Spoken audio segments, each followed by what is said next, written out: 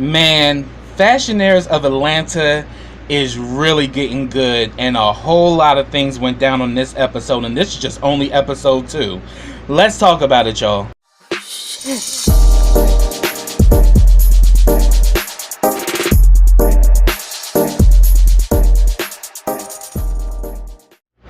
Hey, what's up, everybody? Welcome back to KRS TV. This is your boy Kenny, and this is Fashionaires of Atlanta, Season 1, Episode 2, and the name of this episode is Black Lives Matter. This was a really damn good episode, and I literally got my life from this episode because so much happened. But before I get started, I wanted to say that, look, there are 9 main characters, and when I watched my video from episode 1, I realized I missed a few names. So let me make sure I get everybody's name mentioned, you know, the actual 9 characters that lead this amazing cast. The first is K.L. Allen. He's a fashion designer. Jean-Pierre Cornell. He's a fashion publicist. Tracia J. She's a fashion mogul. Asia Shari. She's a fashion designer. Daryl D.C. Chambers. He's a male model. Jordan Fashawn, he's an image consultant. Cachet Royale, she's a fashion stylist. And Donaldo Taylor, he's a makeup artist. And Ryan Christopher is a wardrobe stylist. So that's the dynamic 9 that make up the Fashionaires of Atlanta. Now, on with the show. So pretty much the episode picks up. There is social media buzz over Jean-Pierre's event. You know, was it a gala versus a kickback? And people are just, you know, are just going in. Then we see a conversation between Jean-Pierre and Asia, and he pretty much says that, look, I'm gonna be real with you. I canceled that event 2 weeks ago. You know, Tracia had a booking, and because she wasn't gonna be there, I just decided to switch some things around. You know, and pretty much a lot of the people that were coming were brand new companies. They weren't companies that were established that were coming to this event. And pretty much he was saying that this is Fabulous Faces, not Feed the Homeless Fabulous Faces. I'm like, that damn Jean-Pierre's a mess.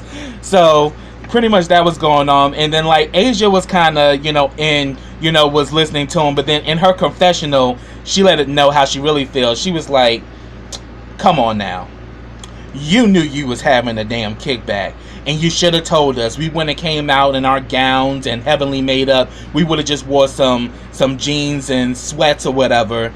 But you know, that was messed up. It was what it was. So then we get a scene with we get a scene with Charzelle, KL, and Shay.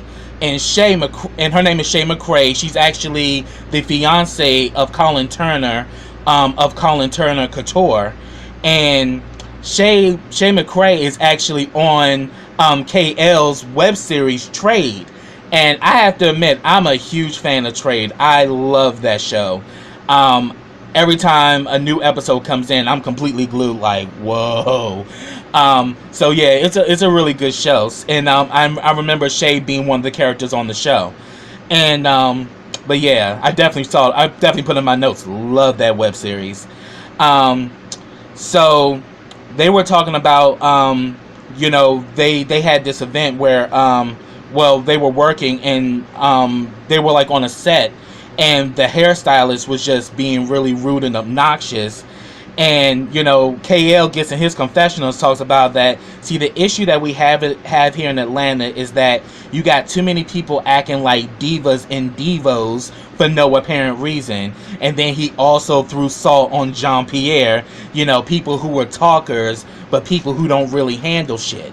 And then, you know, they also talked about the gala, aka kickback, and then he was saying that, you know, well, I'm gonna do an event, no shade, but I'm like, all tea, all shade, KL. You know what the fuck you doing. So I was like, so he said that he wants to have like a networking mixer, and Charzelle's like, she's game for it. And Shay saying that she's booked that day. She's supposed to be doing something with a Big Tigger or whatever, and they want to do it on a Sunday. And then pretty much he says that, look, it's going to be invite only. it's gonna be very selective, and people are gonna have credentials. And then he also says he wants to bring in some, fashion heads within Atlanta to be a part of it. So, sounds like an awesome idea and an awesome event to have, and pretty much you just see that Charzelle is just saying like, wow, her clothes in here are sickening. And then KL also mentions that Jean originally had Shay doing the red carpet at his gala event, but he pretty much snubbed Shay for Tracia J to do the red carpet.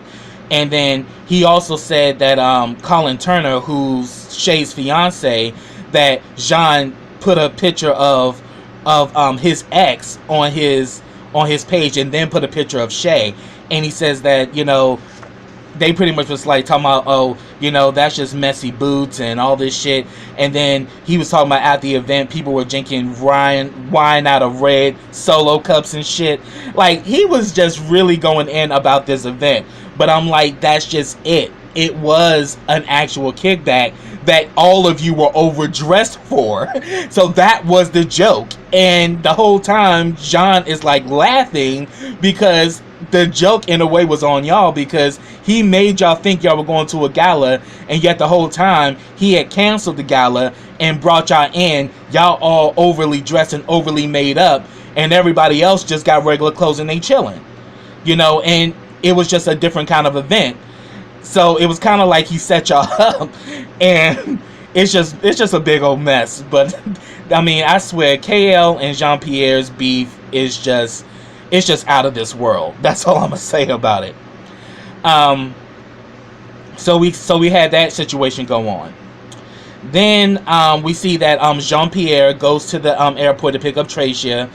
She had an event in Birmingham, Alabama, her hometown, and then pretty much Jean-Pierre lets Tracia know what happened at his event. And he talks about KL and Charzelle, and how they was calling it a gala and all that, and all of a sudden they got jokes and shit, and they was like coming for him and shit. And then Tracia was like, see, I knew these ghetto assholes was gonna come up in there and try to pull a stunt. I just knew it. And I was like, wow, the messiness is just insane. So, and then pretty much, Jean-Pierre was like, look, it is what it is. I don't have to prove shit to these hoes, and pretty much he ends up calling this guy Cash so he can take Tracia over there to meet with them. So soon as she get off the plane, they got work. So I'm like, that's what's up. Keep the work going, keep them checks rolling in. So I'm all about that. So then we get one of these shockers. And this is just only episode 2. We get a shocker. Within 24 hours, shit done went left between KL and Charzelle. We see that KL is meeting with his one of his business partners, and he's also a chief executive officer. His name is I think his name is Clive Lewis, and they were pretty much talking over, they were video chatting, and here it is. The next morning, he had to leave to go to New York Fashion Week because he wanted to promote, his pre-fall winter line. He had about 8 outfits that he wanted to do, but he only had 2 samples done. And the thing is, Charzelle was supposed to design a sample, because he told her that she could sew. He says that she can sketch, and she definitely can do some sketches, but I never seen her sew, but she told me she could, so I gave her some fabric for her to put something together. And when it came down to crunch time, she didn't have her shit together. She still had the fabric, but no garment. So I'm like, wow. So she kind of pulled a stunt like some of those chicks on RuPaul's Drag Race who get into the competition and they can't sew. I'm like, it's a combination of Project Runway. So if you're gonna get on that show, you better be taking some sewing classes, or you need to be at least know how to at least do a basic before you get on that show. Kind of the same thing here. It's like, okay, you said you can sew, but obviously you weren't producing anything. So of course KL is kind of like, it's pretty much crunch time. So he's like, won't you just bring me the fabric or whatever, and we can take care of it.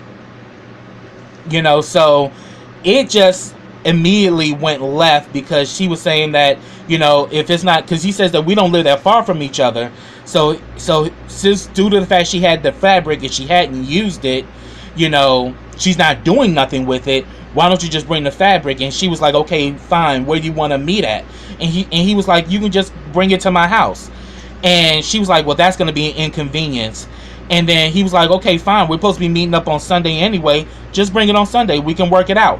And he says that immediately Charzelle just went left, was like, you needed this fabric. And then we saw that they were kind of going back and forth on Facebook. And I was just like, wow, on instant messenger. So I was just like, wow, this shit is crazy. So he pretty much says that, look, I don't think she coming to New York Fashion Week. What she was doing was just out of pocket. I didn't even know where all this shit came from. But then here it is, she's arguing with me in my parking lot. We going back and forth, and I'm just, not bothered. And I'm just kind of wondering what happened that she was spazzing out on me like this. Like, what is she on that she tripping?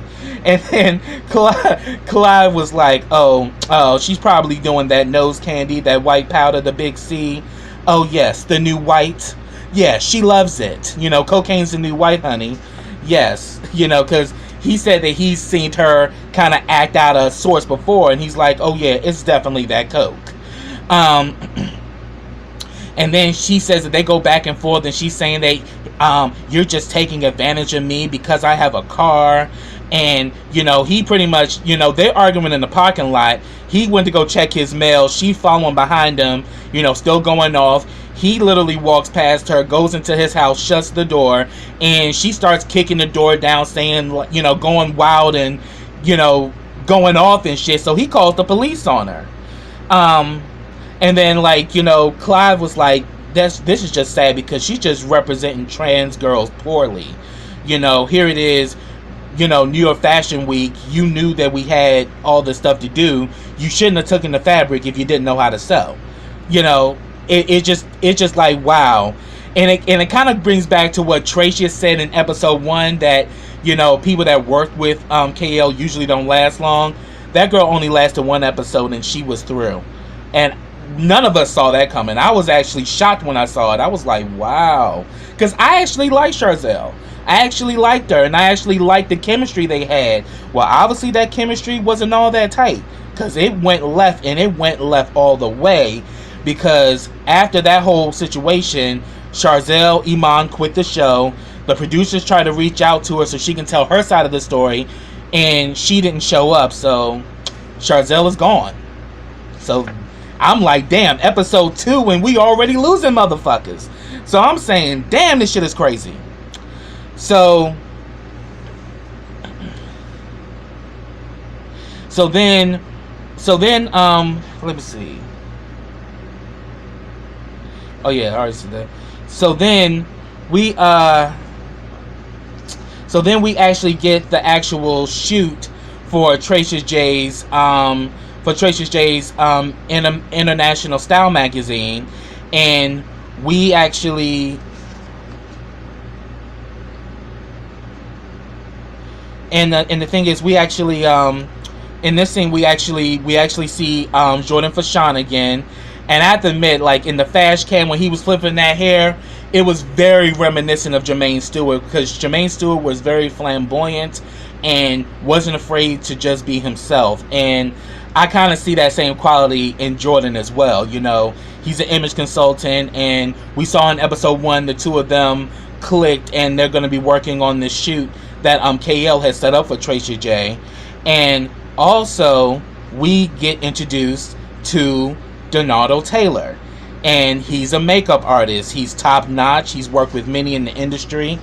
And he says that, look, I don't need to name drop. The only name I'm going to drop is Benjamin's. I'm like, I already like him. you know, because he's about his money, he's about his business, and he ain't got time for no bullshit, you know. And he actually talks about that he had lost his mother and lost his brother, so the only people left in his family is himself, his dad, and his son.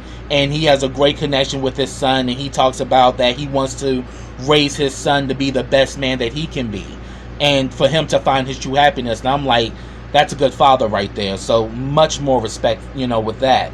So I thought that was pretty cool.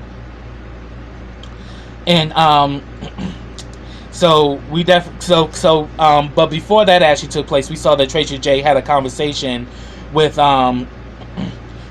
Jean-Pierre about Jordan, and he was like, oh yes, I went on his Instagram, I think I met him before, you know, on the set of Love and Hip Hop, because, you know, Jordan Fashawn does image consultant work with the show. So I thought that was pretty phenomenal. So he definitely is known in the industry as well. And, you know, he said he met him at a Stevie J event, you know, for Love and Hip Hop Atlanta. And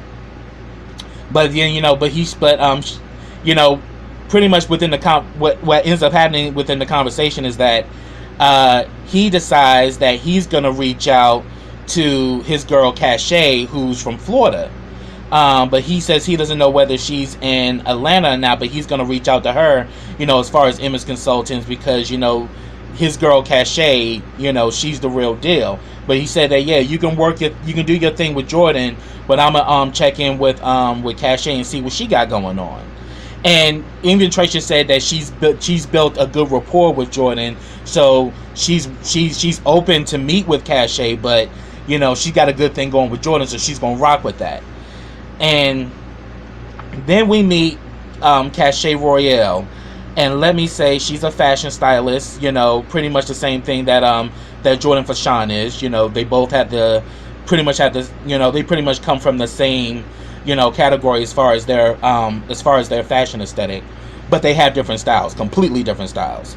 And the thing is, Cachet Royale's, you know, I have to say she is the queen bee, because I just love her whole aura. She's definitely, I was an instant fan once, you know, once we met her. You know, she's worked with Cynthia Bailey, Pretty Ricky, you know, Natalie LaRose, you know, so many names in the industry.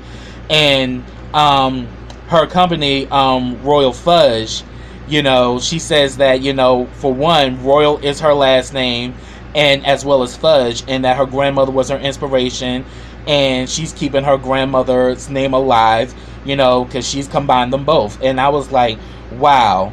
I just said that it's all in her name: cash, royalty, and fudge. You can't go wrong with that combination, y'all. I'm just eating her up. I love her, and, you know, I've definitely talked to her on Instagram. She's an awesome person, really cool.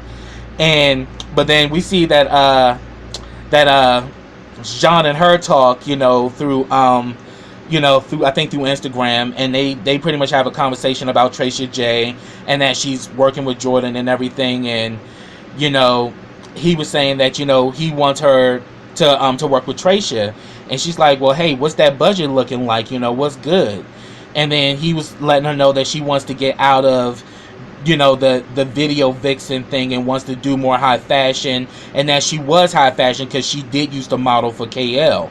And, you know, Cachet told it. She's like, the thing is, if she's gonna go high fashion, she needs to stick with high fashion, period. You know, you can't do high fashion and then go back to the thought look. And she says that, look, I used to be a video girl too, just like her, and there's nothing thoughtful about me, but once you get high fashion, you need to stay in that lane. So I get what she was saying about that, you know, your image follows you. So once you take on a certain you know, look, you need to keep that going, you know, because, you know, people are gonna judge you based off of that.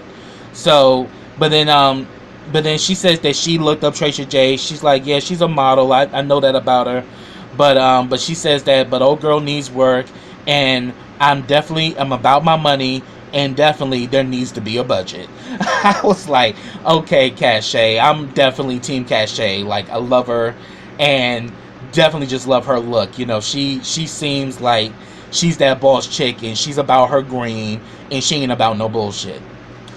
And the same thing I could say about Donato Taylor. He's the same way. He ain't about no BS too. And here it is. He's the so we see that they're at the set, for Tracia J's shoot. Donato's doing her makeup, and Jordan is actually doing her, is doing her look. So, and pretty much the whole theme is kind of like a gothic Lady Gaga concept. And I thought that was pretty interesting. And then we also see that Donato and Tracy are talking, and they bring about what happened last week. Remember last week they had that big fight at KL's house, and they was going back and forth, and he was kind of like going on her about her makeup and shit. And saying that, oh yes, child, that her makeup was like finger paints. She needs my expertise, and she needs it now. So I was like, he's shady boots, but yeah, he was like, yeah, I can definitely do some work with her. And then they also talked about everybody keep talking about the damn gala, aka kickback. Like everybody keep bringing it up, and Donato was like, I wasn't going to that shit. Like, why would I do that? Like, for what? Like, I ain't got time for that. Like, no. And then he's pretty much saying, then he pretty much goes in on KL. Donato's like, KL is so subpar. And he's like, I'm not dealing with him because, like, every time he's involved in some shit always goes left every single time. And I just can't with that shit. And he was like, shoot, I'd rather leave, fly out, get my bags, come back home, and do the shit all over again. I ain't for the bullshit. And then we even see that even Jordan starts talking about the damn gala or lack thereof, and he's like, "Look, I don't do low budget events." He's booked like Kelly Price and said that, "Look, I'm busy and I don't walk orange carpets. I walk red carpets, and I ain't got time for the bullshit." But he also says, as far as his role as an image consultant, he's very visual, because they said they sent him like this 6-page email about what her look was going to be, but he said as soon as he saw the samples he knew what he wanted. And I have to say though, she looked like a high fashion version of Storm from X-Men, and she looked really good. Her makeup was right, the hair was nice, and the dress that Jean picked, perfect. She looked great. And then Donato also says that the good thing about it is that him and Tracia J have a mutual friend who's a photographer, because he said for 4 or 5 months he was living in LA, doing Love and Hip Hop Hollywood. And he met this photographer when he was in Atlanta at one of Tracia J's shoots or whatever, and come to find out both of them know him. So pretty much he says so I'm with that. We both know professional photographers. So so he says that, look, Tracia's on the right track. So that's all cool. And as I said, she looked great. So shout out to Tracia J, shout out to Donato Taylor, and shout out to Jordan Fashawn. You guys did that. That was awesome. So then we got New York Fashion Week. We see that KL is there. And he's still going for Jean Pierre. I'm like, do y'all ever take a damn day off? Like, I'm all with him, like, because, Jean Pierre did make that statement that he ain't had nothing in Fashion Week for over 3 years. And he's like, I really want to put the egg on his face, and for him to get him a lineup, because I'm about to snatch his edges, because I'm catching flights and they catching feelings. And I'm like, KO, it was just crazy. I was just like, wow. It's like his thing between Jean-Pierre, it's just kind of like kryptonite. Like both of them just kind of just go at it, and it's to the point that it's over everybody's heads, including mine. So, but I have to admit though, he had some great looks on the runway. My favorite one was the blue gown. It really gave me it was very reminiscent of Diana Ross for me, just elegance.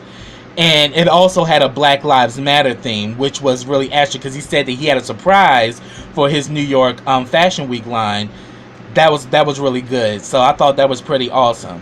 And I admit I loved it. And he says that what ended up happening is that he pretty much caught a 24-hour flight to New York and then come back because he didn't want to miss Asia Shari's first fashion show. So what happened is that they was gonna come back and she was gonna send a car service to pick up him and some friends. And here is where we meet Daryl D.C. Chambers, who's a fashion model. And let me just say this, eye candy, because the man is gorgeous, dolls, gorgeous. And he arrives with his girlfriend, and I'm gonna tell you who she is in a minute. But DC has been a model. He's been on the cover of Essence magazine. He's known as Essence Eye Candy. He's been on Scene magazine, and he's even done Control magazine with Takara Jones. So he's definitely a face that people know. And I'm just like, damn, he's got these long dreads. I'm like, yes, the brother's built,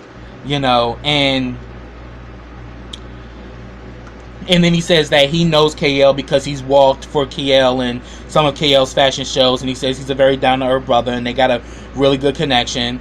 And then we see that this other gorgeous girl shows up because DC is there with his lady, and her name is Latangela. And I remember Latangela. She used to play the role of Maritza on the show Taina. I used to be a big fan of that show. And I remember this one line. It was an episode where Nick Cannon played her boyfriend, and she kind of did this run, kind of like throwing shade at Taina and Renee. And then like after she did it, she walked off. I could never forget that. And also she just walked away, was like, and then walked away. And I was like, oh shit. Because, Maritza was kind of like the arch nemesis of Taina. But she wasn't evil, but she definitely was a bad girl. So, and I have to say, Latangela looks great. She's still doing her thing in the industry, and her and DC are together, and they really make a cute couple. They really look good.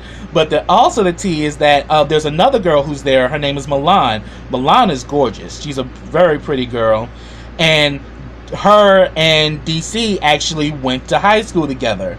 They were kind of like, they kind of had like a crush on each other back in the day. And we could definitely see that he kind of giving her the eye, because let's just say, the thing about, DC is that he's a handsome man. So there are going to be women that's going to be coming left and right for him. And I think Latangela is a tough chick, but she got her man's back. But she was even kind of questioning, like, yo, so what's this? I mean, I wasn't mad. I'm like, shoot, check in with your mans. So they're all together, they're talking and they're vibing, they're, waiting for the car service to show up, to take them to Asia's fashion show. Then we get a knock on the door. Now this was a moment for me. And this is a moment I will not forget, because that's why it's my thumbnail to this video. He opens the door and it's Jean-Pierre, and all of a sudden KL's like, who the hell invited you? Jean-Pierre is at the damn door with a 2-liter bottle of Pepsi, just guzzling the shit like, and walked in like, I was like, oh shit. Oh my god, I love that Jean-Pierre, I swear. I'm like, this damn child. Ooh, I was gagging. I'm like, this boy is off the chain. But he also was out of town. He was in Florida. And he came back, to support Asia or whatever. And what ends up happening is that once John gets there, it literally just turns into this thing where they all are just coming for each other's necks. Well, mainly him and KL. But then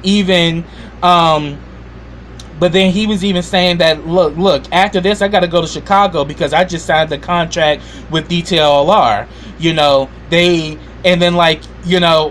KL was like, well, who the hell wears DTLR?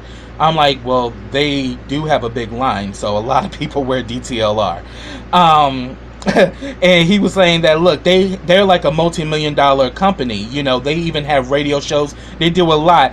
And then Milan was like, so what does DTLR stand for? He was like, it doesn't matter at this point. What matters is that their check clears. That's all I care about. But I already knew what Jean was doing. Jean was like, I'm not going to explain myself to these bitches because he thinks these bitches are beneath him.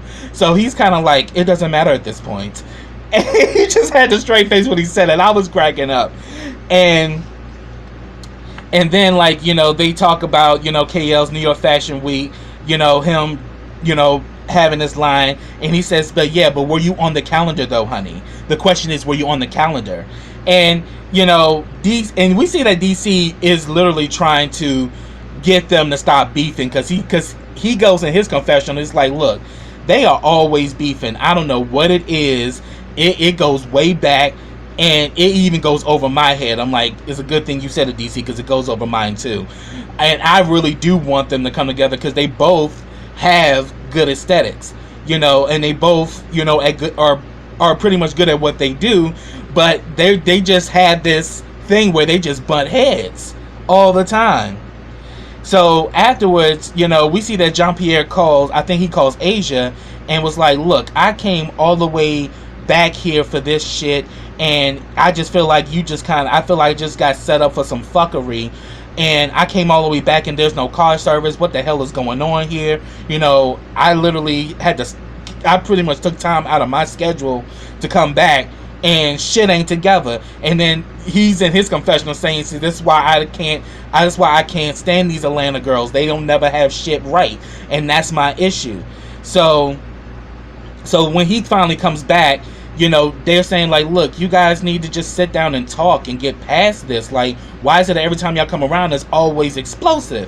And he was saying that, look, you know, he's like, I'm not doing that with him, you know. And because, like, when he was, like, stepped away, you know, KL was saying that, look, you know, KL was like, look, I'm not doing this with him tonight. You know, I'm not going to go low. I'm not going to do that shit. You know, I just got back from doing my line, which was based on Black history, Black Lives Matter. You know what I'm saying? And Milan already said that she wasn't feeling Jean-Pierre. So once he came back into the room, you know, and they pretty much asking, like, you know, where does all this come from? Like, what's going on? And he pretty much felt some kind of way, because he felt like he just got ambushed. Like, she just brought him there to put him in some mess. So he's already feeling some kind of way. And, you know, while they're talking, and he was like, they were saying, like, why don't you guys just sit down? He's like, no, we've tried that. And he says that, first of all, you know, I'm just tired of this. And he said that, look, my cousin just got killed in Florida, you know, and here it is, like, look, I get KL. You know, we're both parents, you know, we both have sons, and I identify with KL, even to the point that it's too much that I identify with him. And he just broke down, and he was just like, I'm just tired of this fuck shit. And then we see that John goes off and he breaks down. And I have to admit, my heart definitely goes out to him. I mean, you know, definitely my condolences to you and your family, Jean-Pierre, because, you know, there's nothing like losing a very close family member. I mean, definitely, I went through it after losing my grandmother, and then 4 months before that, I had lost my cousin, and she passed away hours after leaving my house. So, yeah, you know, losing somebody close to you can definitely shake reality to your boots. So definitely, you know, my heart goes out to you, Jean-Pierre. But that's what I have, everybody. If I missed anything, put it down in the comments. I hope I didn't leave nobody out this time, you know, because I don't believe in leaving any children behind. Just saying.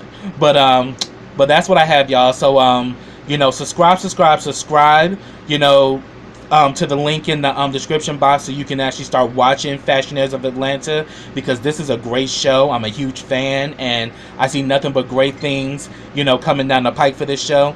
So definitely click on that link, you know, to subscribe on YouTube so you can watch this show, because it's a great show and I'm waiting to see what's going to happen next.